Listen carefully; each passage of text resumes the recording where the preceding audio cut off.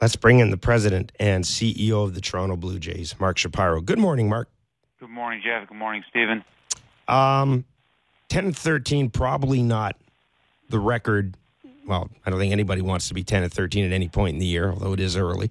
But what have you seen from this team so far? What do you like, and what concerns you? Well, let me start by saying I really work hard not to draw any conclusions till 40 games in. I think, everything gets amplified and magnified early in the season just because of the number of games you've played. The most fortunate thing that's happened doesn't have anything to do with us. It has to do with the fact that the division's pretty wide open. So where we are not where we want to be, and let me make that clear, nobody is happy with 10-13. Nobody is satisfied with where we are.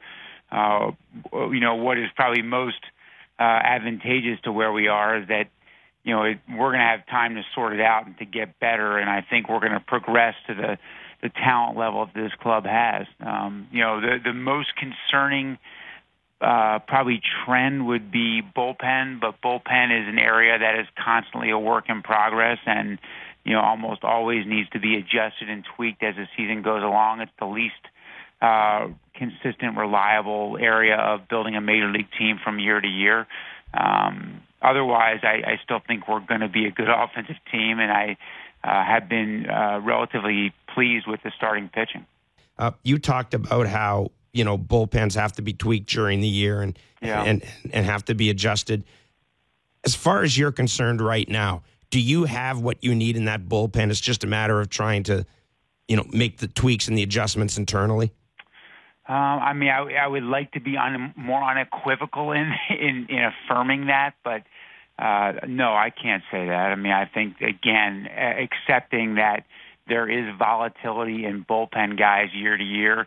Some of that has to do with usage patterns the year before. Some has to do with just, the reasons that sometimes guys migrate to the bullpen, originally in their development path. And so usually some adjustment, some addition, some change has to be made until you kind of get that, rhythm figured out. Even Brett Cecil's year last year is kind of demonstrative of that, as had numerous other examples of that, as you guys have witnessed before. So it's a work in progress. We need to give guys time to settle in, get comfortable, see if they can get in a rhythm, and see if they can make adjustments. But at some point, when it comes to bullpens, you just don't have just quite the same dependability and reliability as like a position player who has a track record of hitting, and everything says that even if he goes through a prolonged slump for the first 6-8 weeks of the season, he's still going to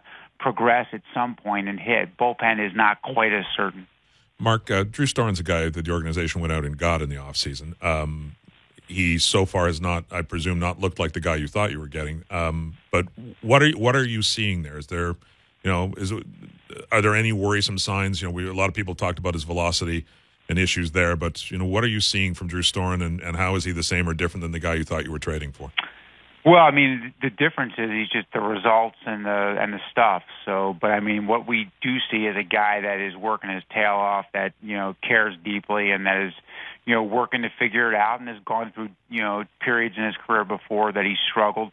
He does have a pretty prolonged and consistent track record, especially in comparison to the broader bullpen universe. So, again, I think you're both hopeful and take some solace in the fact that he's been a good performer for a long period of time, and this is probably not the end of his career because he's still a young guy, and that he'll figure it out. Now, as that happens, at some point you need to adjust role and need to figure out a different spot. That's possible. Those are the things that we're going to need to sit down with Gibby and with Pete and with Dane and try to figure those things out. Mark, is there any scenario other than reaching a certain number of innings that would see Aaron Sanchez move into the bullpen?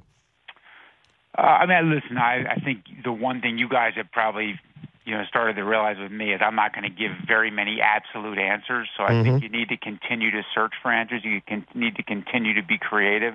He's certainly been very good, as a starter, and we don't want to be we don't want to create a culture and environment where we're jerking guys and reacting to short-term results and creating instability. You know, very few major league teams and very few major league organizations have any capability of sustaining success when players feel like, you know, there's no foundation and there's no, they don't have no understanding of what to expect each day when they come to the ballpark. So, you know, I don't think we'd make a move that big, Jeff, without really feeling like we'd thought it through, we'd communicated, and that absolutely and clearly was the best alternative. You know, we know from talking to you and Ross and John Gibbons in spring training that there were some adjustments made in some of the routines with some of the players. Some, you know, for simply because they played a lot of baseball last year, frankly. A lot of guys played more than they have in a long time. Looking back now, was there anything done in spring training that may have contributed to this slow start in your mind? I mean, we didn't, you know, Ross and I just kind of came in and let, you know, a championship team adhere to the same spring training they've always run. Okay. So I think that's more of an answer for someone that's a question for someone that's been here before. You know, we, you know, trusted Gibby and DeMarlo and the guys that have organized spring training, and, you know, I had a great success last year. And I do think that's more, while there could be some collaborative effort between the front office and the field staff, that's, you know, you pick your field staff, and if you're not going to let them run spring training, you pick the wrong field staff. So those were not areas that in the micro Ross and I got involved with. Mark, we're going to let you run. Appreciate you doing this as always. Thank you. Yeah, my pleasure, guys. Good to talk to you.